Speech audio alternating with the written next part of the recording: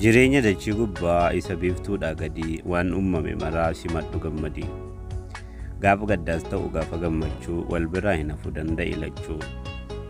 Kan kalee gammadu har'a yookaan gaddaa kolfaa boochis gidduu kanaa madda. Kan hundinuu beeku an akka fakkeenyaa laakkaa'ameen dhumu waa'een jiruuf jireenya. Sababuma keenyaan seerri uumaa dabee jireenyaan dagamee meeqatuuf dhabee. Tokko haqaaf maraatee darsa baadhatee joora. Tokko haqa namaatiin mana taa'ee moora. Boruu isaa yaaddu warra isaatti amana.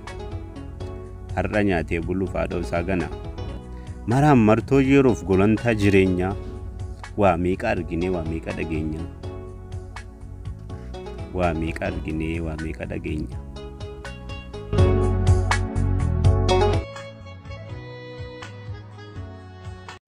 Anis anuma gaa atis suma malee kalee sirran ta'u har'isin ta'u kalee bishaan gadi malee irraan olee yaa'u barri dhufee darba wal jala hin taa'u.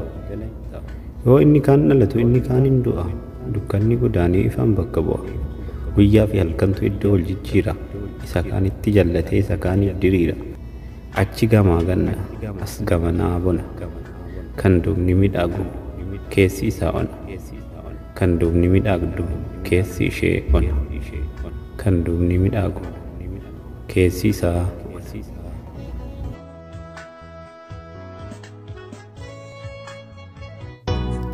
Inni carraa qabu ilmi abbaa tujjaaraa fedhu surree jiinsii fedhu surree qaaraa bitatee uffachuuf soobatti qajeela.